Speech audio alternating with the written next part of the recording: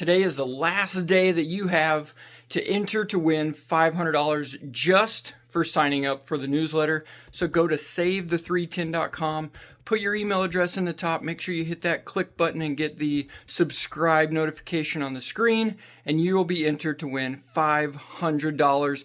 I'm going to pick somebody, random person, but it ends today. And I'll be choosing somebody and making that announcement on my very next video.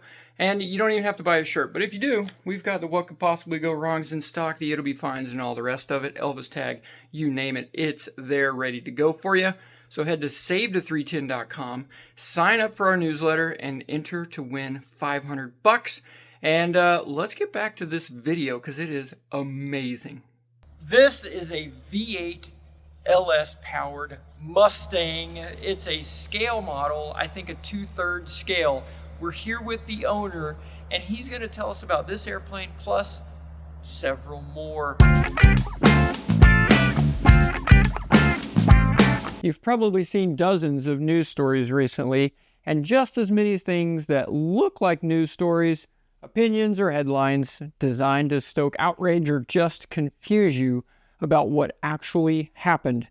And what's worth reading, Ground News gathers over 50,000 news sources every day and distills it down in a way that makes it much easier to get the actual story. Take this story on the Senate voting to block California's rule banning the sale of new gas-powered cars by 2035. It has over 100 sources reporting, with the majority coming from the outlets on the left and center. When looking at ownership, most of the coverage is from wealthy private owners and media conglomerates. At a glance, you can see that right-leaning resources focus on how radical the ban was, with one outlet highlighting the efforts General Motors took to reverse the mandate, while left-leaning sources focus on how the reversal could have dire implications for California air quality. Often, there's a completely different focus depending on political leaning. Sometimes, one side won't even report the story at all. Ground News has an awesome feature called the blind spot. Feed that helps you break out of your echo chamber by showing you stories disproportionately reported by one side. I like Ground News because it strips away the bias, outrage, and veiled opinions that permeate most of today's news. It's the only place where you can get this kind of news analysis. Go to ground.news/Jimmy'sWorld to subscribe through my link and get 40% off unlimited access with their Vantage plan, the same one that I use. That's ground.news/Jimmy'sWorld. By subscribing, you're directly supporting an independent platform on a mission to restore facts, transparency, and trust in the news. Brad McGinnis. Brad, appreciate you opening your hangar up and sharing some story with us. No problem. Well, walk us around this thing and tell us about it, would you? I'll tell you what I know about it. When they first spec'd the airplane out, the VNE on these airplanes, the speeds on the airplanes really haven't changed. This is probably 160 knot, 160 mile an hour, not 60 knots. I'll say 150 knot cruise airplane all day long. But other than that, there are some modifications that they did put on these with the again the LS power. You can't hardly see it right here, but there's an auxiliary fuel tank that goes in here. Of course, this airplane, which is a good thing, since it does have a Corvette engine in it, it's got a car engine. It has redundant batteries. It has redundant ignition, in the event that something happens. And over the years, that is one of the things that they found that they've made improvements on. I think this airplane now has it might have 120 hours on it total time. And I think I'd have to look and see, maybe 2017 or something like that was when it was built. So it doesn't have a lot of time on it. Things, just broke in. But I'm a Mustang lover from way back and couldn't afford the real McCoy, so decided to go with the 3/4 scale. And since then, I now own, I'll call it 2.5 because I've got one in pieces that I'm putting back together. But again, it's if you stand back and look at it, I mean, I get more of a kick out of these kind of conversations, showing people the airplane when they come up and look at it. You know, they just kind of ooh and ah about, because everyone is kind of like, as we used to refer to it flying years ago. Everybody knew what a Learjet was. We've got a jet. What, you got a Learjet? No, we've got a turboprop. Well, you must have a King Air, or one of those type things. And so everybody, even in Warbird stuff, everybody knows what a P-51 Mustang is. And not saying that I mean it's a gloating toy or anything like that, but the thing that's really kind of cool about it is it's, well, for me, and I've been around flying for a long time, it's the closest thing that I'll ever have to a P-51 Mustang. I can remember when I was a kid, these things selling for $30,000, $40,000 all day long, a original P-51 Mustang. And of course, I was probably in the 5th or 6th grade when I remember my dad telling me, "Hey, that Mustang, the guy paid $60,000 for the airplane." So, I mean, other than that, just kind of I keep going back to me. What intrigued me about this airplane is I've seen a bunch of them, and just the quality of the build, the quality of the craftsmanship, the quality of the workmanship. I mean, it's just a straight up, really, really nice airplane. So how many hours, if you were to get a kit, would it take? Well, it's like anything else. It all depends on how aggressive you want to be at it.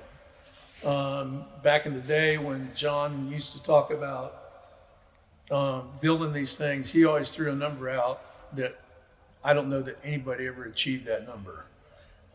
So to be honest, it goes back to that. If you got a lot of time on your hands, and a lot of it has to do too with a lot of the modifications and things like that people make to them. Like adding the fuel tank, the aft fuel tank. So much of this stuff is done early on when you first build the airplane. So depending on the modifications that you put on the airplane, depends definitely on how long it takes to build. So talk to me about the engine. It came out of a Corvette, you said? Yeah, it's originally a 480 horse LS Corvette motor, all aluminum. It's got a gearbox on the front of it for the power reduction side or gear reduction side to turn the prop. And it's I will say, compared to the Honda powered, I've never flown the Suzuki or naturally the Rotex early on, but only relating it to the Honda, it's got way more power than it needs, and it is heavy on the nose. So there are some, and even, well, there are some nuances to the heavy nose, but John Williams back in the day did experiment with a longer wing, and some people like the longer wing, some people don't like the longer wing. It's just, again, it's all one of those, you buy the thing, you work on it, or you build it, and if you don't like something, the thing that's really good about this is these things are pretty susceptible to making some changes if you want. So there's always people working on stuff to make a better mousetrap, which is kind of neat about these little airplanes. The majority of it is all metal. Now, the earlier ones that like I said, I've got an earlier model out at the farm. It's got the vertical stabilizer that is in cloth. But this one is all metal. And that's another, here again, over the years since these things have been built, there have been variations and modifications and upgrades and so on and so forth. And,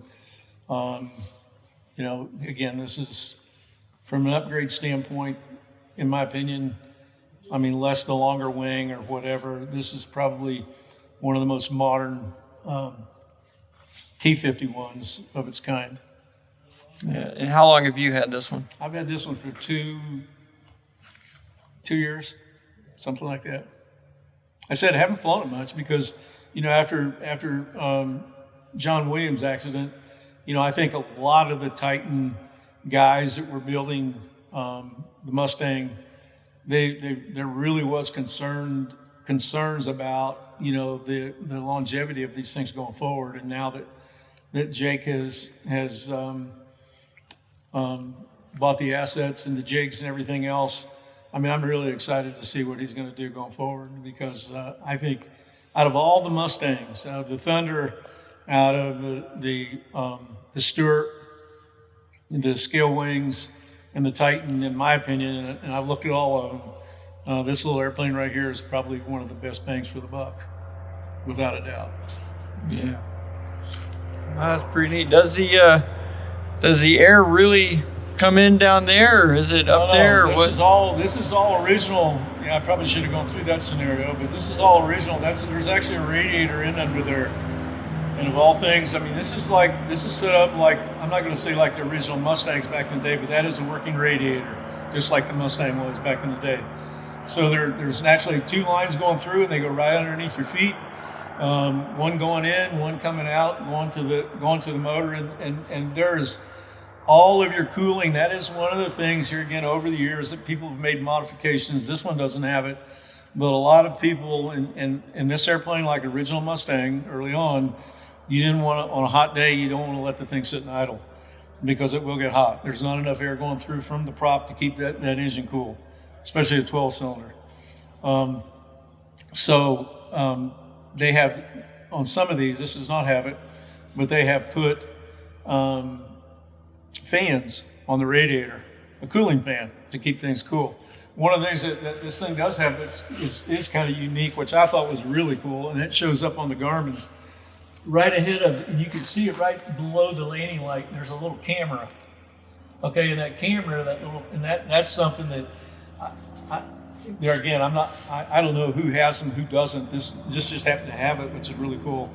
So what you can do, I mean, other than, you know, your 3 greens, you know, to make sure all your gear's down, you can fire up that camera to show, you know, that your landing gear is actually down, which I thought was a pretty good little heads-up idea.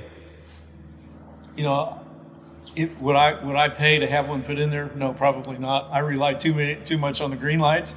But I mean, I get it if you want a little redundancy and and that is one of the things I go back to. This airplane does have a lot of redundancy, but that's just another, in my opinion, point of redundancy there, where that little camera is. And you fire the thing up, and you know, there you can see that at least the mains are down. You know, one of those type things.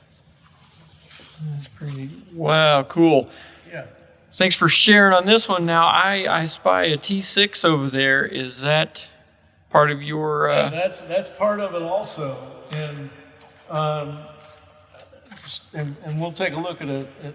This is actually a 1941. That's kind of why it's got the 41 on it. But this is a North American AT6. In the back in the day, the Army Air Corps. There was the Army Air Corps. There wasn't an Air Force. It was the Army Air Corps and the Navy. And the Army Air Corps started out with what they called the AT6. And the Navy had this very same airplane that they called the SNJ. Okay? And the AT6 stood for Advanced Trainer. So the majority of, well, I shouldn't say the majority, there were a lot of cadets back in World War II, and I'm a huge World War II buff. But back in the Second World War, a lot of the cadets learned to fly in the PT-17 Stearman. Again, the PT-17 was the Army version. The Navy had a version that was called the N2S. And if you look on the ramp with the Stearmans, the blue fuselage with the yellow wings was the Army version. The all yellow, okay, with either the blue tail with the red stripe, that was what the naval folks call the yellow pearl. So this airplane was built in 1941, and the Stearman, when they got the cadets got their wings, they went from the Stearman usually into this airplane or the BT-13. The BT-13 had a smaller engine than this. This has got a 600 horsepower motor. The BT-13 had a 450 Pratt Whitney engine in it. This has got a retractable gear, which the BT-13 had a fixed gear, but they were trying to pump so many pilots out, they could only make so many quote-unquote higher performance airplanes that they used the BT for the advanced training as well as the T6. But ultimately, once they got through with the BT, they jumped into the T6, and then from the T6, depending upon the skill level, this determined whether they went on to the Mustangs, whether they went on to fly B-24s or B-17s, or whether they went on to fly the what's referred to as the DC-3 for the troop transporters. So depending on your skill level, this kind of determined, this airplane determined like where you went next. And so this has got, again, it was built in 1941. It's got the R1340 600 horsepower motor in it. Yeah, and this little guy right here, of all things, what Pratt Whitney did when they work on these, usually this penny gives significance to the last time the engine was either rebuilt, overhauled, or whatever. Okay, and so this was one of the things that when I bought this airplane that I really liked about this particular airplane is this and this brass data plate. You don't find any brass data plates on motors anymore. If you look at this, this is an original brass data plate that came out when this airplane was first built. This engine, when the guy that had this airplane built, I bought this in New Jersey. I've had this maybe 6 or 7 years now. But the guy that had this built, they hunted and hunted and hunted to find an engine, and they found this in a crate in Cosmoline. And this engine has got like 250 hours on it maybe since it was rebuilt. They found it, they pulled it out, took it, sent it to Covington. Covington went through it and said that they could definitely verify that this was a true, well, if you look at it, it's hard to see right now, but it's got a naval marking on it. So this would have been actually at one point in time in the SNJ rather than the T6, I guess. But I thought this was really unique because I keep going back to, I've been around a long time, and I haven't seen a brass data plate on one of these things forever. But that's just, I'm kind of quimpy and quirky about stuff like that just because it's really cool. The other thing this thing has got, when the Stearman, and we'll see that here in a little bit, but the Stearman as well as the T6, when they first came out with these things, they had what they call inertia starters. Okay, the Stearman with the I guess, I don't know, to be honest with you, if this thing had I guess it would have had to somehow had a crank, maybe not, but this still has the original inertia starter in it. So a lot of these have been modified. So it's really cool. I'm an old jet guy from way back too. What's really cool is when you hit the inertia starter on this thing, it starts spooling up like a jet engine does. And then you get it to the point where it spools so fast, and then you hit you hit the starter, and of course this thing you go through 9 blades before you let the mags or turn the mags loose, so it'll start. But it's just really, really nostalgic. It's really neat. A lot of people have done away with them because they don't like inertia starters. It's kind of a thing of the past. I love them. To me, it's just, that's part of the history of the airplane. So, other than that, it's pretty straightforward. There was also, of all things, this particular, they manufactured some of these in Canada. And if you look at these, you'll see the AT6, you'll see the SNJ, and you'll see the Harvard, as they call it. And Harvard did a few things differently, but what's really kind of neat about, if you want to call it, about this airplane is a standard category airplane. The Harvard isn't, because it wasn't made in the United States, so it's restricted. So the thing about the in my opinion, and again, it makes a difference to some people it doesn't. But from the experimental side of things, insurance companies nowadays, just like Little Mustang, they get really, really nervous when you start talking experimental. I think you had a Glasair, Lancer. Which one was it? The Lancer 360. Yeah. When you start talking, I was going to buy one here a few years ago. Started talking to my insurance guy, and he said, experimental. Not. You're going to pay more for that. So I mean, which is kind of neat. So I mean, here again, it's one of those little quims and quirk type things. The airplanes were pretty much the same. I know they did do a few things with the landing lights and stuff, but on the Harvard, but since they're from Canada. To my knowledge now, I'm not an expert on the T6 or the SNJ. This is my second one that I've owned. But to my knowledge, the Harvards out of Canada are experimental. So is this experimental just standard category or? No, Okay. not even experimental. It's okay, so it's a certified airplane. Yeah. So, gotcha. So, and I'm not saying, hey, it's a T6. It was built in 1941. So I'm not too sure that, the thing that's really kind of neat about these airplanes too, that a lot of people don't understand, one of the unique characteristics about this, and going back to the swept wing type thing on jets to make the jet go faster. If you look at the wing on this airplane, it is actually swept. Okay? See that? See how it kind of sweeps back this way?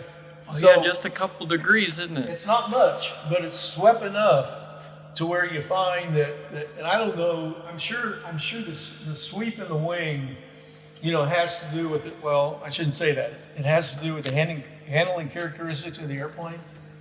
But these things are also kind of, they used to refer to these as the pilot maker. If you look at T6, it's called T6, the pilot maker. And this airplane, I'm not going to say it's a difficult airplane to fly. It's heavy, but this is, again, going back to the Second World War, when you went from the steerman into the advanced trainer, this kind of separated the men from the boys, right here. And what this airplane has a tendency to do with the sweep, when the airplane stalls, it wants to drop a wing and go if you're not careful. If you don't catch it quick enough and you don't catch it in the stall, it will roll one way or the other on you. And sometimes, you'll do one of these inverted and you're on for the ride. But so that going into it, it up front, you don't want to get in that kind of situation, or you want to have plenty of altitude to get yourself out of that situation to begin with. So one of the things that this particular airplane does have, which is here again a little bit of a nice thing, it's got the rotating, that back seat actually turns and rotates going aft. Years ago they had built these airplanes with this particular, as I recall, this either dropped down or you could take this off, the seat would turn around, and there was a machine gun for machine gun training. That they would do machine gun training while the guy would fly. There was a machine gun that you could put back there. But naturally, the machine gun's gone. This has been since modified, but the seat still does swivel. That's pretty awesome. Yeah, it is cool. That's pretty neat. So that's pretty much a T6.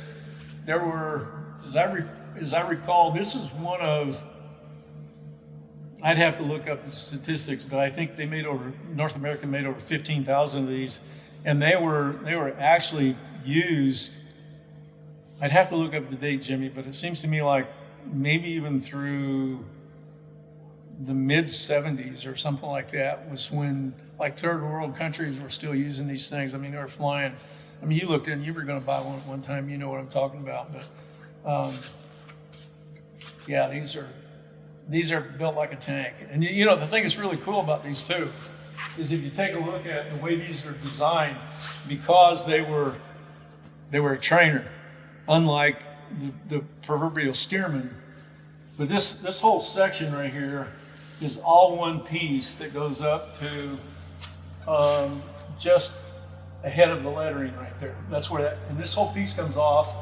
All these other pieces, as you see the Zeus fasteners that are up here, there's Zeus fasteners everywhere. Every one of those pieces come off all the way back to this area right in through here. So when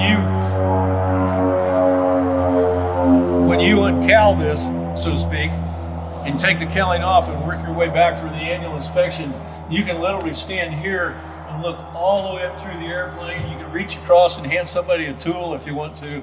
And the way this was set up, this right here this is where the wing, the outer wing, bolts to the fuselage. And if you look underneath here, the landing gear is part of this part of the wing.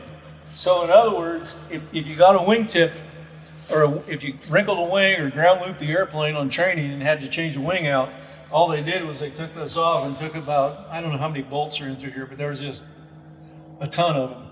They just took all the bolts out, slid the wing off, put the wing back on, and you're good to go.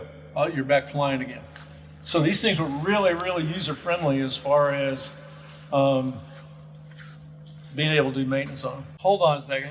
Are Okay. you saying this is essentially one gigantic inspection panel? This is right here. You can see, see this line of screws right here? Okay. All the way up through here.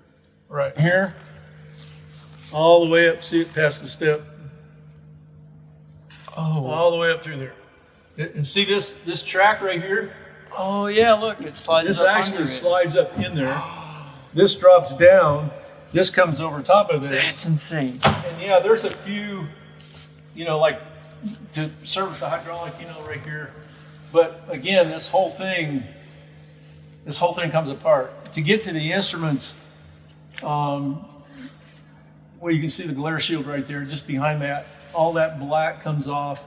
I mean, you literally, and I'm not exaggerating any, when you take all this off and take the cowling off, you can see all the way through this airplane to the other side when you got the other side off. And from the ease of working on these things and maintaining them and stuff, it's really, really user-friendly. Really good to work with. Wow. And you brought up that I was going to be looking at one to buy with the MiG 15 and that T6 that was there. Quick update on that thing is I did buy the MiG and ended up selling it to a guy because it was going to be an airworthy airplane, and I knew I was not the right guy to be messing and touching that thing if it was going to go back in the air. So I sold it, kind of quasi-partnered with this guy that is supposed to be getting it back in the air, but he's a busy guy. Life got busy. We got the metal work done. He just has to make it back out there and actually get the parts on and do the inspection, and then it should be able to fly.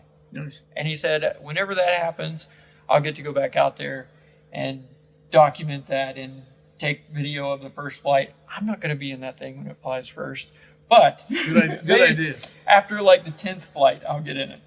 The T6, unfortunately, that one, I had a contract and a deposit on it, and then the part of the deal was he was going to get it an annual and everything like that. Well, like a year went by, and I asked him, hey, is it there? His life got busy. Another year went by. I'm like, what's going on with this? And then I found out that it got sold to somebody else that is a T6 person. And then I was able to connect with that guy that bought it. Come to find out, it's probably a good idea or a good thing I did not buy that airplane, because it turned out it needed a lot more work than what I was expecting. So I am still looking for a T6. You open to selling? Absolutely. He's like, if the money's right, I'm always Sure, everything absolutely. for sale for the right price. Absolutely. But so that's what happened to my T6, the one that caught fire, which, different story. You had that on video. Yeah, I was in it. Fire on video. I was in it. We're like, it's on fire, cranking it up, and he's throwing an oily rag trying to put this fire out. That was the day that we cemented to saying what could possibly go wrong. Oh. It was that. So we have that airplane to thank for that. Man, that's pretty neat. And then we're gonna go over to a little grass strip where you got a couple more things. Is that right? Yes, sir. Oh my gosh, this is a great day. So we see the Bonanza over there. What model? What's the story with that one? That's a B35, a B model. It came out of, where'd you go? It came out of Madera, California. It was just kind of it's funny because of a fluke. A couple of years prior to that, we had gone out and brought back a SNJ and the T-34 that had been sitting out there for several years. And we got to looking around for a little single engine airplane and just happened to find that this was at the exact airport that we were at when we went out. And we befriended some folks out there. One of the guys was a AMPAI. And we got a hold of him and said, we're looking at this airplane. And would you get out and take a look at it for us? He said, I know the airplane. And naturally, it's a good one. He said, it's really nice. It's a good one. I mean, of course, it's starting to show its age a little bit, but this is the original color that it came with. I'd have to look and see. I'm not sure. Maybe the airframe might have 3,500 hours on it, total time, something like that. The engine, it's the 285 Continental. It does have an upgraded avionics package in it. It's got a 750 Garmin in it, but it does have the Century 3 autopilot, so that's a little bit outdated these days. But like I told you a little bit ago, we have been Beechcraft guys for years and years and years.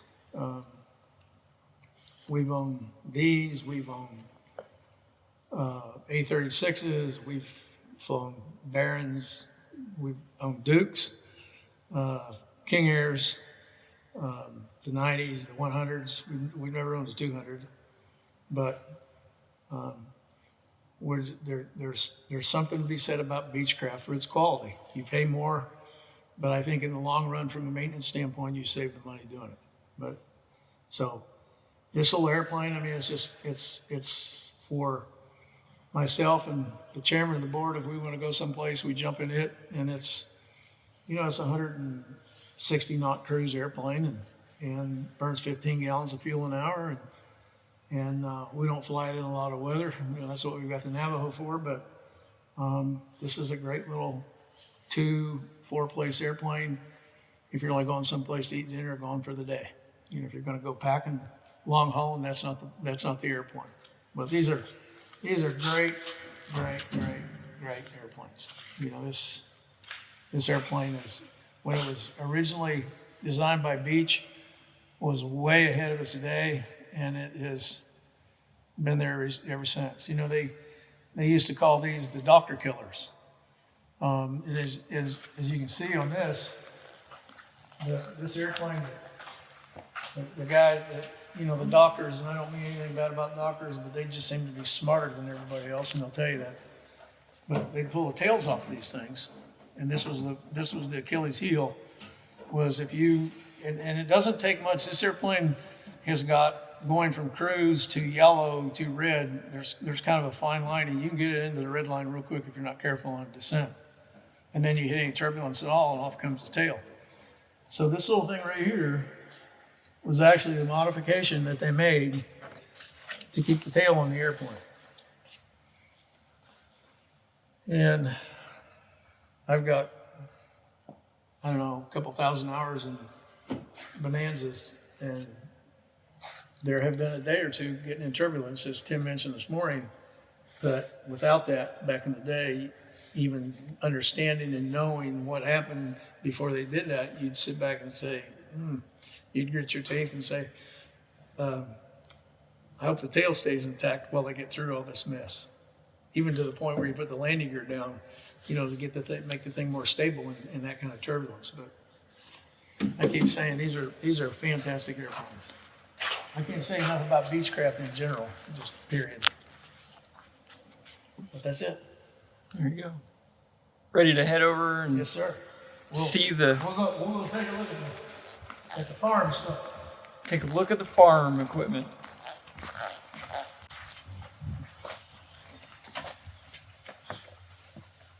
And here we are At the farm. at the farm. Got Louis the Fourth there. And the old Willie's Jeep back there. I have one of those in the field trailer. And a fuel trailer. I built that here a couple years ago. All right. And this one's camo. Oh, that's cool. This is Oh, and the other one back here. I didn't. Got a project in the works back here. project in the works. Okay. And now are all three of them the same? Same. Well, I mean, same, what's the same dimensions? what's the brand though of the kit? Oh, they're all Titan. Yeah, all Titan T51. T51s. Yes. Yep. And is that the engine for it in the crate there? No, it's actually over here. This was built by a gentleman. I got this out of Wilmington, North Carolina. Oh wow. That unfortunately, well, fortunately or unfortunately for him, he was, I think, right at 90 years old when he quit flying it. And the, I don't know what happened, but when I went and looked at it, it had a miss in it. And come to find out, this thing had been hotter than a firecracker on more than one occasion. And it got so hot that taking spark plugs out, it was breaking the ends of the spark plugs off, and there was overflow and blah, blah, blah. And so what I did was I went back down and pulled the wings off, put it on a trailer and brought it back. And now I'm in the process of putting the Honda motor back on it. So we had the long block in, you can see the camshaft in here with the groove cut in it was for the prop governor.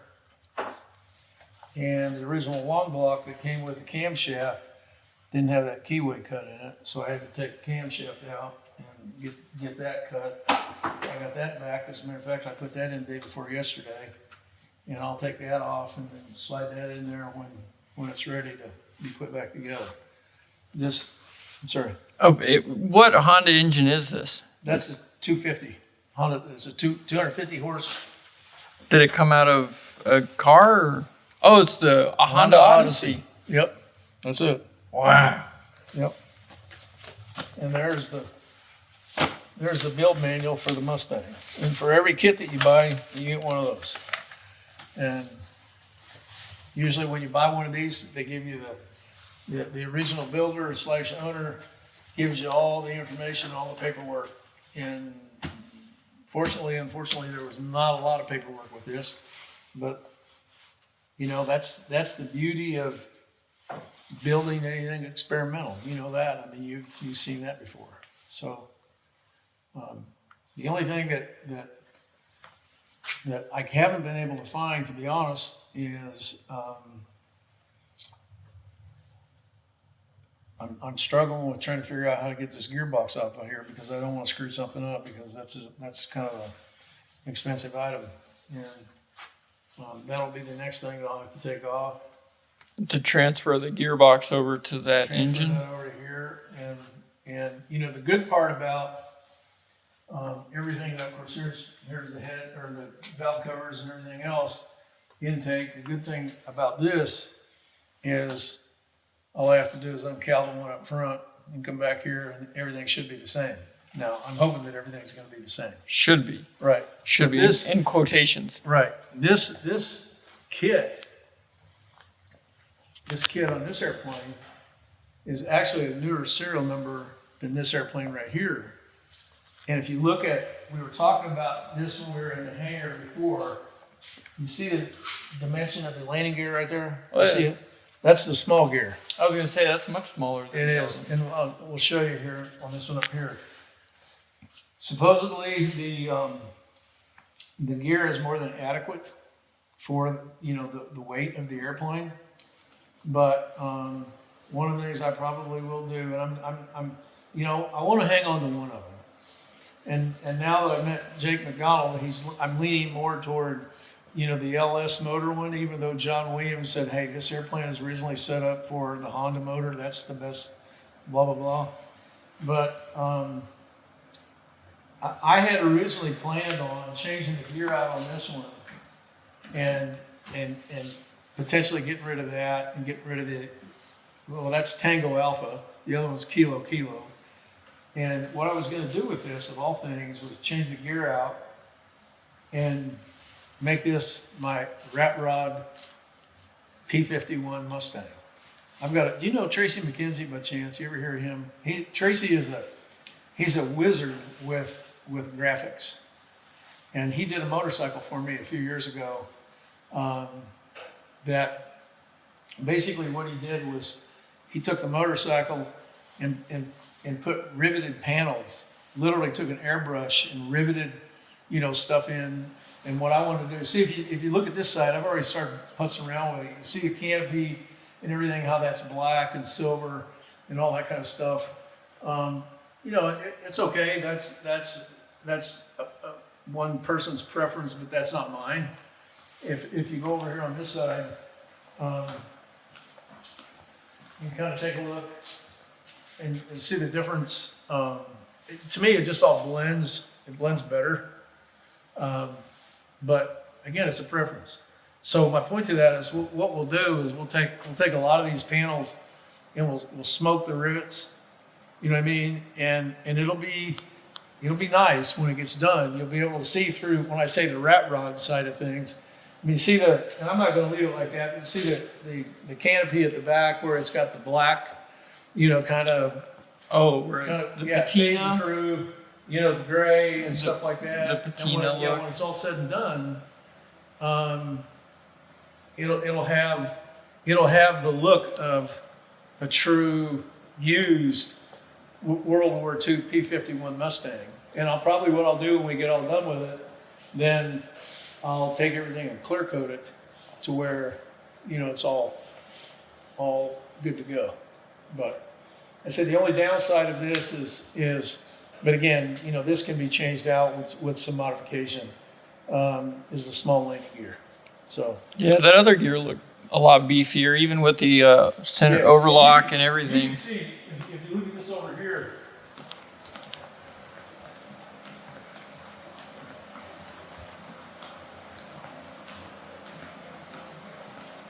you see, it's just. Oh yeah, it's true. Yeah. It's way bigger.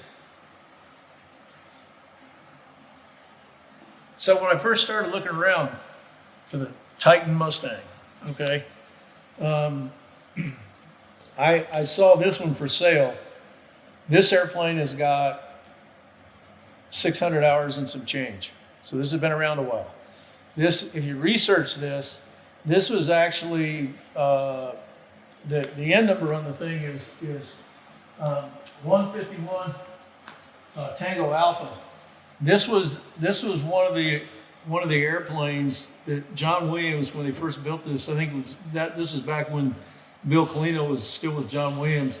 I've got videos of both these guys flying this airplane. But a lot of the guys that bought kits from John, this was the airplane that he used to do what would you call it? The sales flight. Introduction. Yeah. Like the introduction to the 51. Here's what your airplane's going to fly like. Here's what it's going to look like. Jump in, and if you take a look at the pictures of 151 Tango Alpha, if you research it, this used to be blue, okay? And so the Lu 4, it's my understanding, according to what I was told, was the Lu 4 was supposedly one of the most photographed P51 Mustangs in World War II. Okay, of all things. And this of all things, this not this airplane, but the original airplane, this guy that flew this was killed in a run on a tank farm, okay, in the Second World War.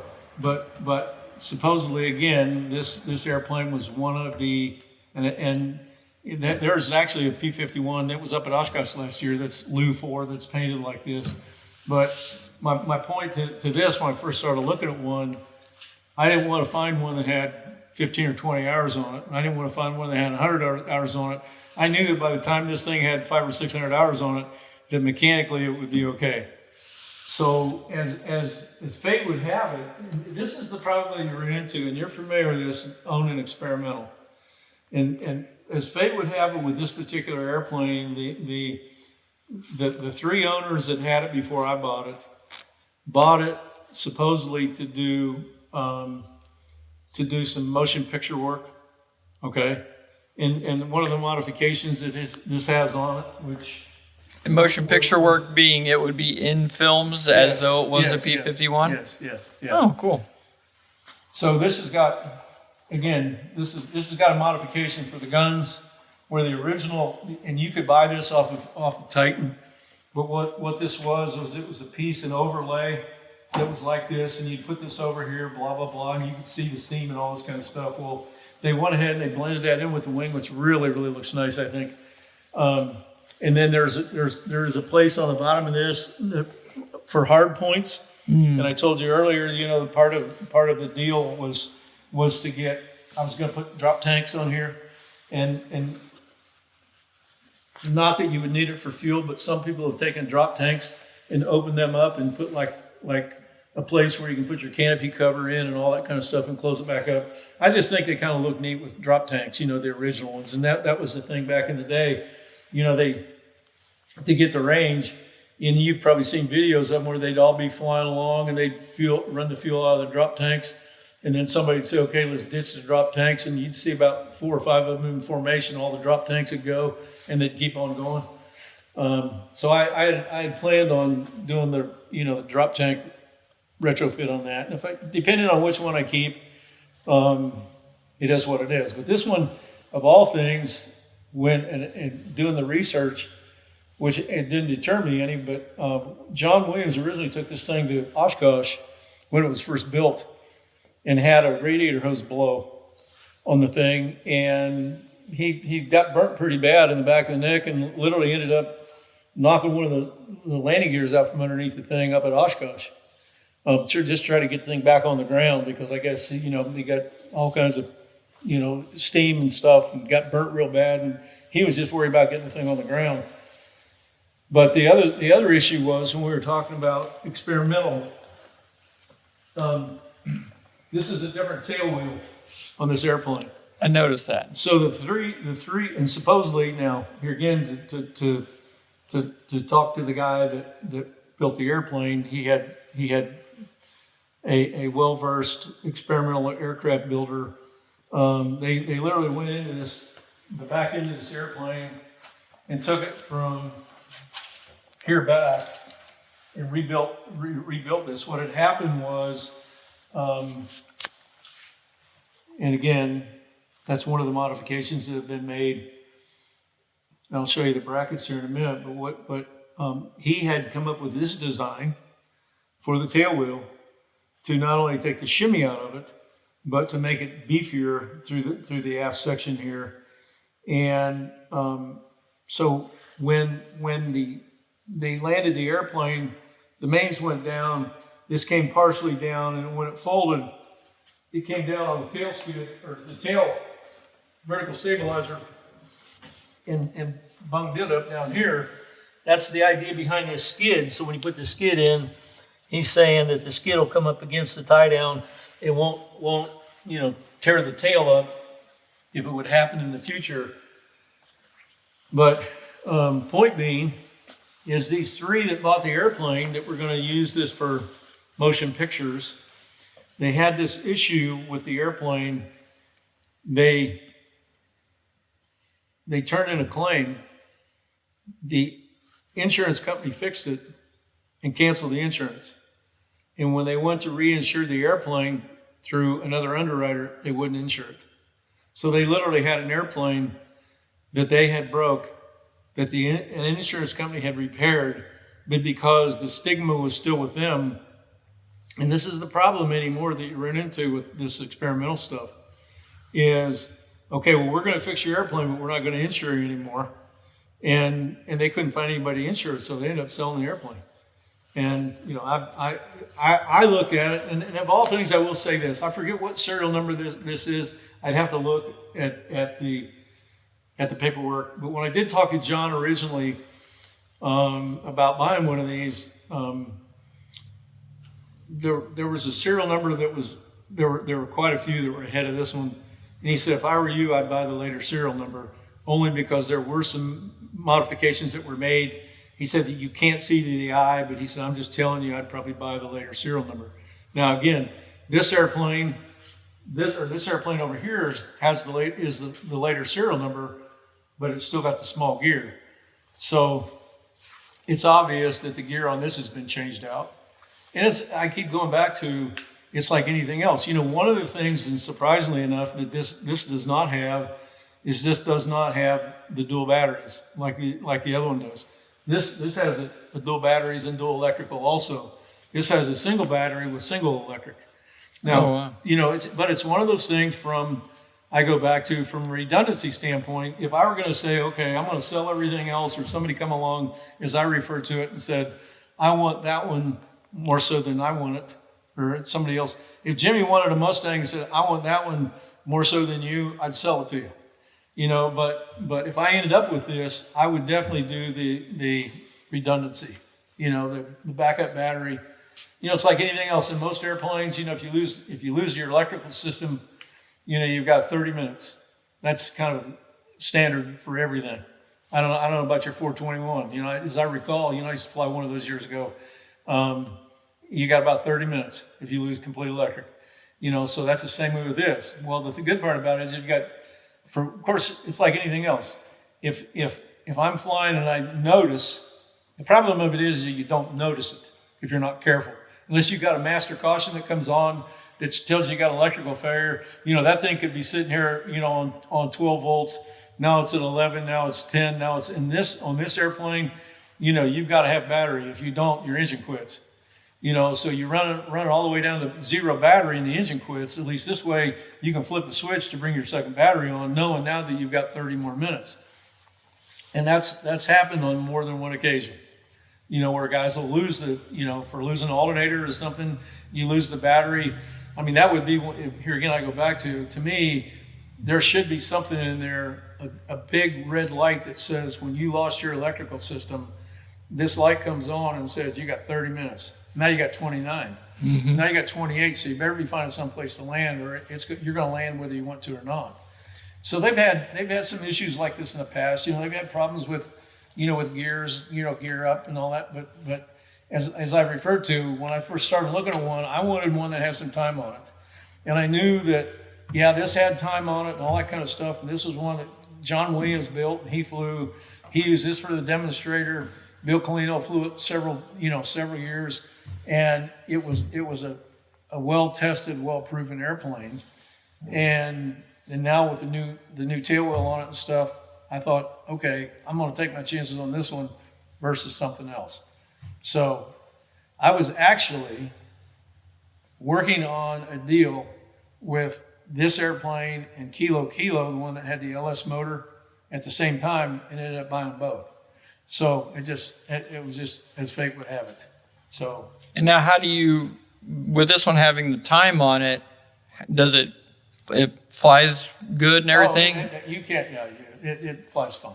You know, I mean, as far as, 600 hours versus 115, well, that one's got the LS. But yeah, they're all naturally. The LS motor is a lot peppier than what this is. My understanding is when there's a guy by the name of Lou Melanchek, Lou's got one that's got a Suzuki. He ferries these things all over the country, used to for John back in the day. And he says that this airplane is peppier than the Suzuki. The LS is by far peppier than this. The LS is one that you don't want to even want to, in my opinion, and that's it. Everybody's got an opinion, okay? But in my opinion, it's one of those things where, I mean, it's obvious I'm no spring chicken, but if I don't need it on takeoff, I'm not going to use it on takeoff. I might use it after I get the gear sucked up and, start climbing. I might go on in on the power. But they have a tendency, like I said, with the LS motors to be pretty nose heavy. This isn't nearly as bad, but I've seen video after video of these things. You sock the power forward or push the power lever forward and up the tail comes, and within 200 or 300 feet, you're off the ground. I don't fly like that. but that doesn't mean because a guy flies like that doesn't mean he's flying it wrong. You know what I mean? I mean, I learned a long time ago that, you know, that engine is the most precious thing that you got there. And when you go in on the power easy and you come back on the power easy, the longevity of your engine is probably going to stay a little longer than if you do this and do this, you know. But everybody's got an opinion. So That's right. this airplane, I will say, if you look at this guy, this does have, you know, like the T6 that you saw on the 51. It does have Is it the fabric elevator. Is it the same on the rudder there too? It is. Yep. Oh, we're talking. But now they have. It's hard to find one that's got fabric. You know, and you know, fabric work it's getting harder and harder to find people to do fabric work. Although, you know, here again, teach is on. But so this little airplane, it's well, I can't say enough about how fun it is, how easy they are to fly. But Really, yes, easy yard to fly. easy to fly. Easy as a cub to fly. That's why John Williams, when he first started teaching people to fly, you know, in a conventional geared airplane, he would use a Super Cub. But the only thing like this, like the Stearman, like the T6, when you get up there, have you ever been in one? We'll have to get you up there and sit down. But again, it's 3/4 scale. So you in the real McCoy, as I call it, you've got a lot more room. Okay, where here you're going to feel really cramped, and you're going to look out at the wing, and it's going to kind of look like the L39. The wing's going to look like about that long.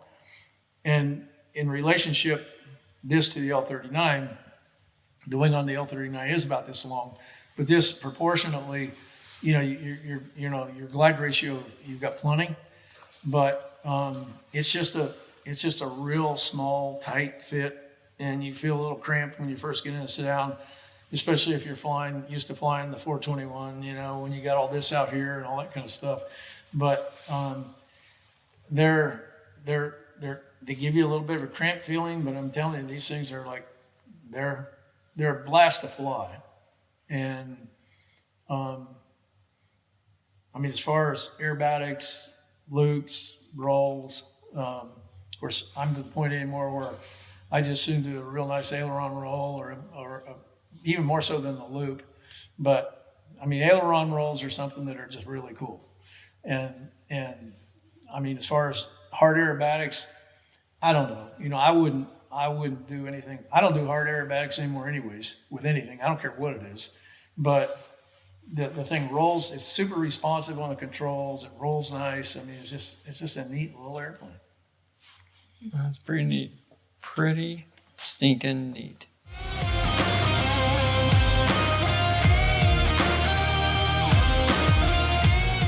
Walk us around the N2S. Okay, so this guy is this was built in 1940, unlike the T6. There were a lot of these built in the, let's see, as I recall, Boeing built 10,000 of these, and for training. And this was the I'm not going to say the primary trainer, but this was one of the trainers that many of the cadets early on got their wings in. This being the N2S, the Navy version,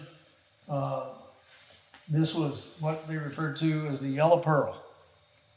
And it is the same identical airplane as the PT-17. All these were built in 39, 40, 41, 42. If you see some of these, you'll even see, of all things, you see a lot of this because of the Navy. You see a lot of the Army version of the blue fuselage with the yellow wings, marked a little bit different than this. And you'll even see some that are painted all silver, like this right here. Mm. And what happened was the all silver ones, my understanding, was they were mass producing these so much that the silver color was actually butyrate dope. Butyrate dope back in the day came in silver. I don't know if it still does. It's been a while since I pulled a butyrate dope. but it used to be all silver. So what would happen was there was such a demand for these airplanes that they were finishing them off in butyrate dope, and the government said we need airplanes. So you'll see some every once in a while advertised for sale or out on the ramp that'll be all silver, and people will say, well, silver, what's the silver thing? And it's my understanding again that the reason they did that was because they were in such a hurry to get the stuff out that they just sent them out in butyrate dope. They fly just as good with butyrate dope as they fly with a regular aircraft finish. So this particular airplane, and to be, as I've referred to before, politically correct, of all things, this is actually politically correct. But this stripe around here needs to be 36 inches wide, and that's what this is. These numbers have to be a certain height, and that's what those are. One of the things I have kind of added that you'll see, if you look at this, every one of those numbers actually means something, okay? And I think one of the most important numbers is on this where it says manufactured 12/23 of 1940. And what they did was when they were building these out in Wichita, they had a building that they built wings in. They had a building that they built fuselages in. They had a building that they built, and they might have built horizontal stabilizers and maybe, who knows, wings in the same building or whatever. So to each one of these, if you take a look at it, manufactured date 12/23/40. This is 12/23/40. This is 12/23/40. This is 12/23/40. And I will say this, okay? That being politically correct, manufactured date 12/23/40. In the original factory, okay, every one of those dates, now it could have been a fluke that they were all built the same day, but chances are they weren't. So this could possibly say 12/12/40. This could say 12/23/40. This could say 12/15/40. And what would happen was all these different components would be made in different buildings. And this little thing right here is what they call the inspector stamp. Okay? So what an inspector would do, and that's a Boeing inspector stamp. That is one of the things I added to that wasn't on there. But what would happen was there would be an inspector that would go around, and let's say he was in charge of elevators and rudders or something. And so what he would do is he would go around and he would do all of his checking, and when he got done, he would put that inspector stamp on there saying it's good to go. So then what they would do is when they would call from the assembly line for parts, every one of these things that you see is numbered is a different part, okay? And, bottom wing, top wing, fuselage is a part, center section is a part. You can see over on that side where there's a part number. But again, every one of these things would have a different manufacturer's date on it. But the good part about this, in being, I'm going to say, politically correct, was they all say 1940, since it was built in 1940. If you walked up and said, well, this said 42 or 43, you'd sit back and say, well, that's not right. But my point to that is someplace along the line, and these are sprayed on, I think. I'd have to look. But just my 2 cents worth, if I were redoing one of these, they'd all have different dates on them, because that was kind of one of the unique features about what they did was when, and there was not a part that went on an airplane that wasn't inspected first and had the inspector stamp. And it's kind of neat if you research a lot of old airplanes. Even Boeing, when they were building, well, I shouldn't say that. A lot of the old Boeing stuff, I was going to say when they were building the B-17, it would be done the same way.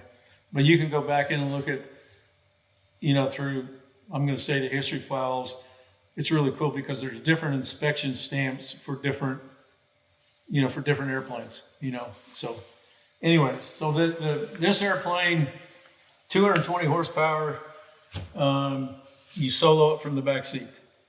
All solos from the back seat. You see the mirror up there. Back in the day, those were hand signals. From first thing you learned before you did anything about flying, you learned hand signals. So you had yes, you could talk back and forth, but the communication in these, and it's about like it is today. There's so much wind. I don't care how sophisticated your intercom is. You really have a hard time sometimes, many times talking. And I mean, I've gone like, you say going into Oshkosh, we actually went in with a handheld radio, but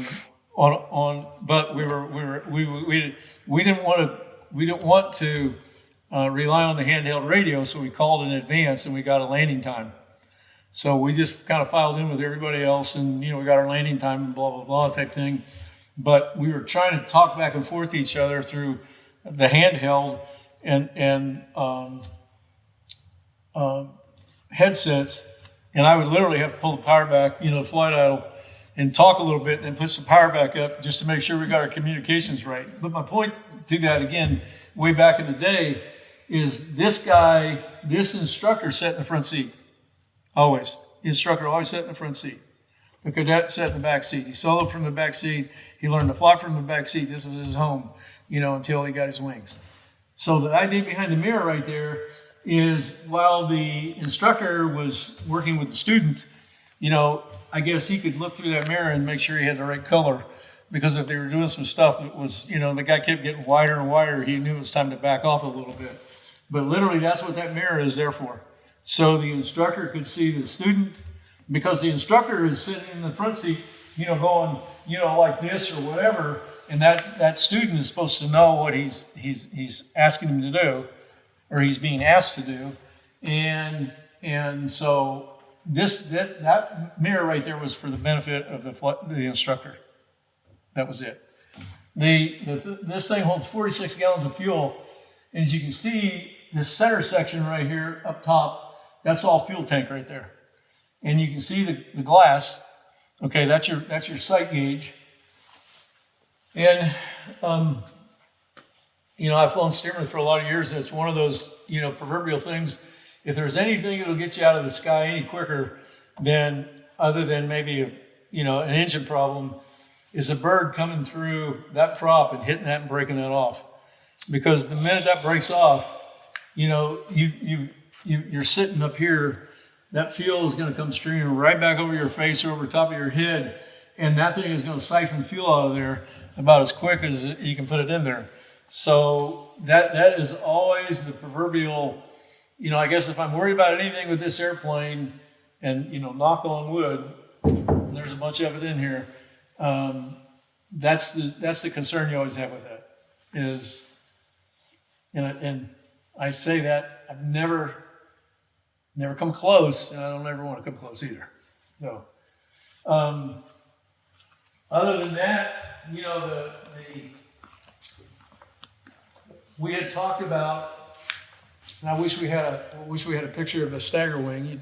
You saw the stagger wing, and the idea, and I don't know if you're familiar with this or not, but when they call it a stagger wing beach, the reason they call it a stagger wing beach, because there is a reverse stagger to the biplane. The top wing went back and the bottom wing came forward, and the reason for that is for visibility for the pilot. Of all things, Walter Beach designed it that way, because if you're sitting there with a wing over top of you, let's say right there, you look up and you couldn't see anything above you. So they actually reversed the stagger on the wing. That's why they call it stagger wing beach. Just a little tidbit for what it's worth. Okay. Other than that, this thing's got a 220 horse Continental, and 680. It is, yes. It's like any other radial engine. When you go to start it, you always pull it through to make sure that the thing's not going to hydraulic. Doesn't make any difference if you're flying one of these or a T-28 or B-25 or anything. You pull this thing through just to make sure. Usually what happens is if they want a hydraulic on you, oil will hang up in these cylinders right here. And when you pull this thing through, you want to make sure you pull it through. And if it's got a problem, you need to take the plugs out, let the oil drain out. And or if you've got a sump, some of like the T-28s and bigger airplanes have got sumps, oil sumps on it that they can sump the oil back out. But you always pull this thing through, always on the ground when you start it. And then when you go to fire it up, you always count the blades. The number of cylinders that are on here, you let the blade, you see the tip of the blade come through, the number of cylinders that are on there before you turn the mags on, because you don't have a hydraulic issue, and then you can go ahead and suck the juice to her and off you go. This particular airplane, this does have the red line brakes on it, which is nice. Red, so they're, after this better brakes. Yeah.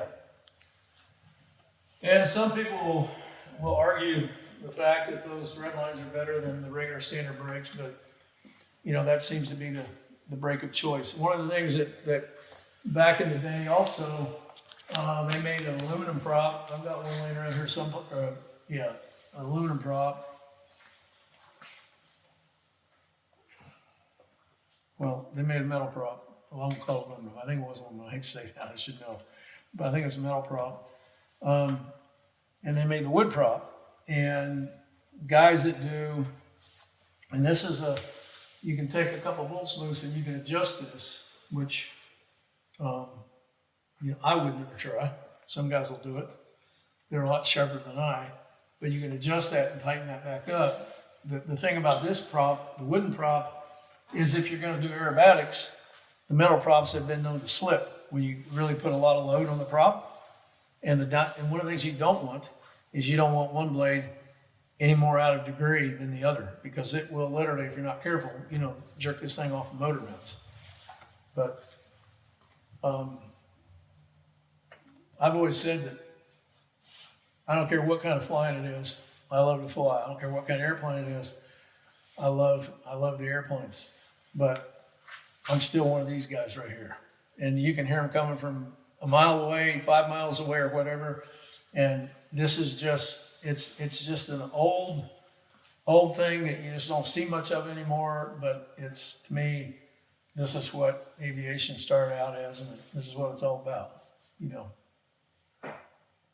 So that's as far as if you pull this thing through, you pull the prop through, there's not a lot of compression there, and you sit back and think, wow, that's not much, but believe it or not, it's plenty. So other than that, getting over here on this side, we had talked about the original inertia starter. And what this was, there was a handle that went in through here, and this guy would sit back and he'd start cranking. You'd hear this thing start to spool up, and he'd crank and crank and crank and crank, and this thing would get faster and faster and faster. And he would pull this out and walk away. And once the cadet saw him, then he would go ahead and engage the starter, and that's what started the airplane. And there's a lot of airplanes today on this particular airplane, and all the Stearmans were like this. This is the primer. This is where you prime the airplane when you first started it. Most of them have been since modified to add primer to the back seat, because inevitably, and over the years I've had this problem, you come out here and you go, 4 or 5 times, blah, blah, blah, set the thing, walk around, get into the airplane, go around your blades, hit the mags, and the thing will go chunk, chunk, chunk, chunk. And it won't start. So you get back up out of the airplane, come back in through here, and you do about 4 or 5 more of these things, and hopefully on the second time you get it started.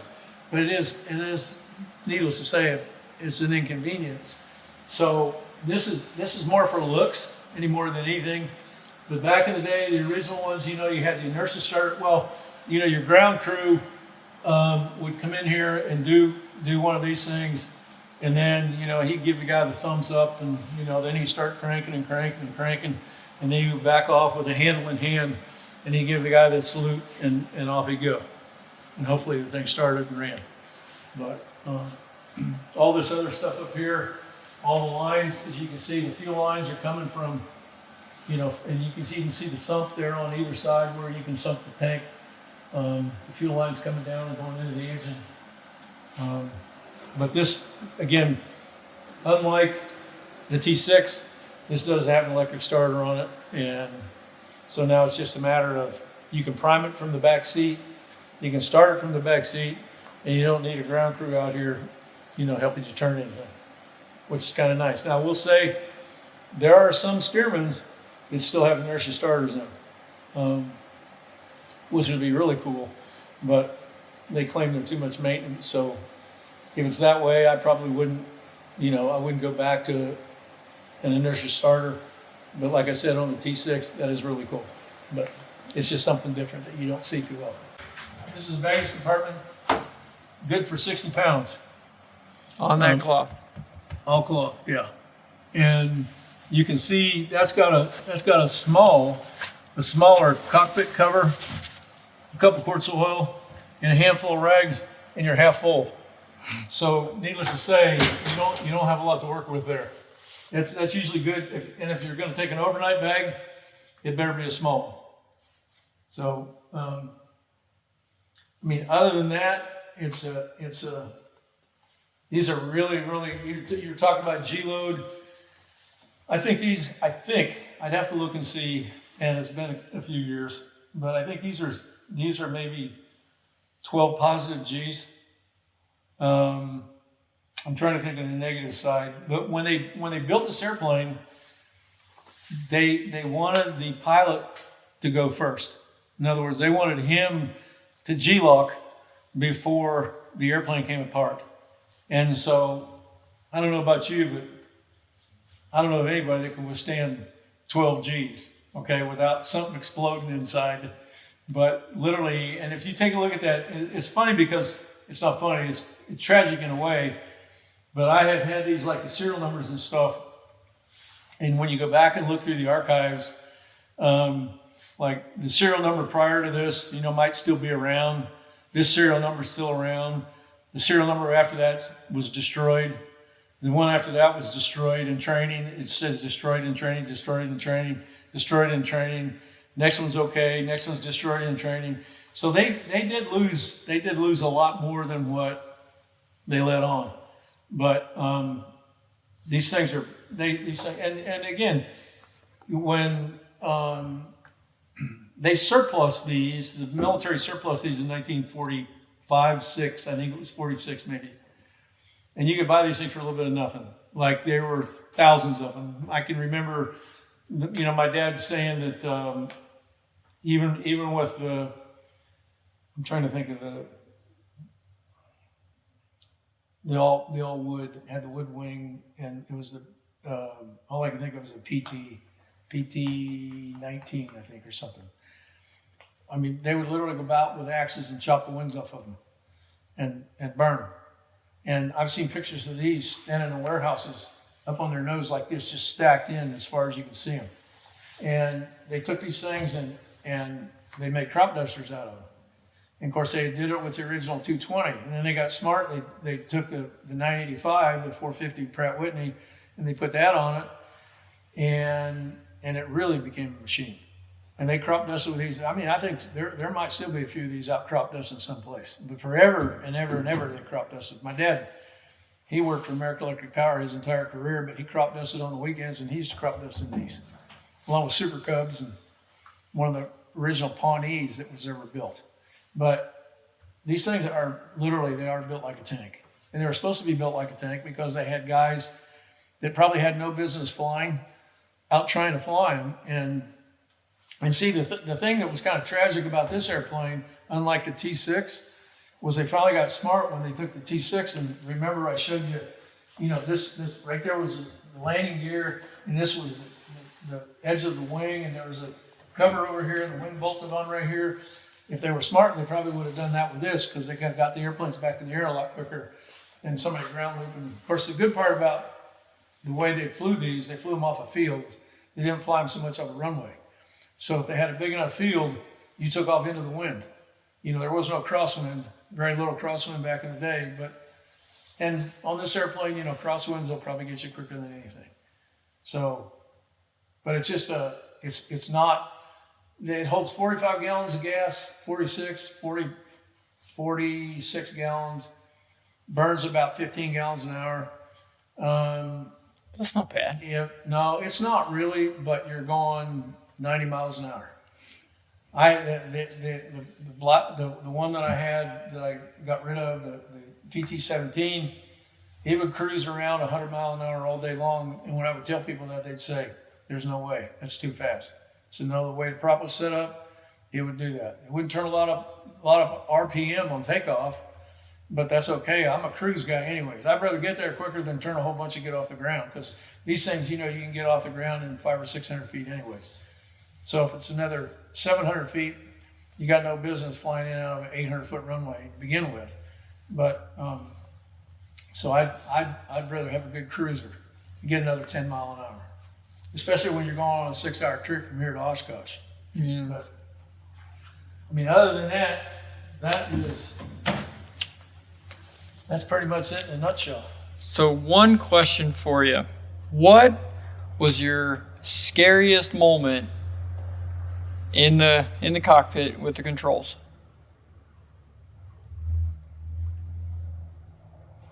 In any airplane? Any airplane. Well, believe it or not, it was in a 421. I don't want to scare you or anything. But I was out, I'll never forget this, I was out, and I could probably tell you half a dozen of them, but this if you say, okay, which was the scariest, and you can relate to this. We were out it had to be a January winter day in southern Illinois. We had gone to a power plant to make a sales call, and we were out in the middle of nowhere, and might have been 4,500, 4,700 foot runway. There were 3 of us on the airplane, and it was one of these remote, you have to get a clearance to try to give them a call on the ground, because back then there wasn't real good cell phones, and so it was all on the ground. It had started to snow, and when we were leaving the plant, it's like snow like this. And anytime you get big flakes of snow, there's always moisture in big flakes. The smaller the flake, the less the moisture. The bigger the flake, the more moisture. So there were big flakes. And I told the guy that was with me, I said, "This isn't going to be great." So when we got to the airplane, it had half to maybe 3/4 of an inch of snow. It was wet. So I went into the FBO and grabbed a broom and cleaned off the wings and blah, blah, blah, blah, blah, and everything I could clean off, and said, okay, if we're going to go, we got to go. And, you couldn't see probably run one runway light ahead of you to the next. And so when we got out to the end of the runway, and I finally got the clearance, there was about, there was probably another ½ inch of snow, wet snow. And it was one of those, okay, if we don't go now, we're going to have to taxi back. We're going to have to clean all this snow off, blah, blah, blah. And so it had to be at least 4,700 feet, maybe 45. But as we went blasting down the runway, the snow that was on the top of this wing started to slide. It didn't flake, it started to slide. And as it slid back, it created a dam. And I'm looking at a wing, unlike this one, like the 421, it's a lot flatter than what this is by far. And as the snow started to slide back, it created this dam, okay, all the way down the edge of both wings, okay? And it's one of those things that, it didn't happen when you first pushed the power lever forward. It happened when you're just about time to rotate. So all of a sudden now this stuff starts moving back like here, and it gets to here. And it's all of this snow that's wadded up, and it's hanging up right here on the backside of the wing, just ahead of the aileron. So at 120 knots, I pulled the thing off the ground, and it set right back down on the ground. at 150 knots, I pulled the airplane off the ground and it bounced once and didn't want to fly. And so I pulled it back on a little more and the thing started to buffet. And you know what that means. And I'm sitting here thinking, okay, this is like bad news. So I got the thing off the ground enough and I could see, well, I couldn't really see much in front of me because it was really snowing hard. I could feel we were coming up close to the end of the runway. So I'm going to say it probably about 165 knots, and it will do that on the ground, believe it or not. About 165 knots, and we were coming up on the end of the runway now. I went ahead and pulled it off the ground, and it would do this. And then it would quit a little bit, but then it would do this. I got the gear up on the thing, and as I could see the fence at the end of the runway go blowing by, I sat there and tried to get the airplane to climb. And that thing would climb at maybe 100 to 200 feet a minute. And you're sitting there cooking across. Now, the only saving grace out of all this, other than the good Lord, it wasn't my time, the only saving grace out of all this is we're out here in Illinois where it's as flat as a flitter. And chances are, could we have gone into woods? Yeah, but chances are there was a farm field and more farm fields and more farm fields. So it seemed like an eternity. I don't know how long it was, but I finally got to about 1,000 feet. Okay, just going straight ahead. And you get this, and the faster you got, okay, it would buffet, but then it would quit. The buffet was starting to go away, but the buffet was still there. And so it got less and less and less. And of course, I was in the overcast, and you're sitting, you're just doing everything you can do to keep the airplane. And don't ask me how many times I thought jerking the power back and saying we got to take what we can get, or we're going to end up killing ourselves. Because the higher we got with that buffet, at that kind of speed, or that kind of altitude and that kind of speed, there's no way we could have recovered. So it kept getting a little higher. So it was right around 1,000 feet, maybe 1,200. I looked up real quick and I saw water. Okay, coming back along the side windows. It's kind of like one of these deals, because I'm looking over here trying to fly the airplane and look over here to see what's happening with all this mess. And I start seeing this water. So the saving grace out of all this is we went from cold to a temperature inversion into warmer air. Okay, and as we kept climbing and kept getting a little bit higher, the temperature kept increasing. And before you know it got to the point where we started losing the snow off of that dam back there that was causing the airplane to buffet. And that was one of those that, I keep saying the good Lord was more than with me that day, or it could have gotten really, really nasty from any time I crossed the fence at the end of the runway to who knows what was out through the middle of that field. Of course, that was before the days of great big cell phone towers and all that kind of stuff, but it was still one of those that you never forget about. That's probably one of the most, I've had fire lights on jets before and or turboprops, and chances are it's a bleed air leak and all that kind of stuff, but never anything. Well, I will say this, one of the other things, but that wasn't a real issue. In 2000, I was flying a single pilot citation and hit a deer on takeoff with the nose gear, and it took the nose gear out from under the airplane, and that was a little bit hectic, but that was at a completely different point, I'm going to say, in my flying career. You know what I mean? That could have gotten ugly, but what do they say about flying? Flying is several hours of boredom compacted with a few seconds of sheer horror. One of those type things. I forget how it goes, but there's always one of those. That when you ask me that's one, that 421. That's probably the thing that rings a bell the most. And you know what? We could all be gone tomorrow. So we're just thankful for what we got today and live life to the best. Man, Brad, thank you so much for sharing your stories. You're welcome, buddy. And all the airplane adventures It's you my have with just some super neat things. So I Hey. appreciate you sharing that with us. I've had a blessed life. I've been blessed with so many things, and this is just part of it. It's wonderful. Well, And I appreciate it. Thank you. Oh, thanks. All right, that was pretty neat. If you haven't already, I'm sure you've been loading up the comments about facts and other stories and things like that. I appreciate that. With that, let's go find the next airplane. Okay, works for me.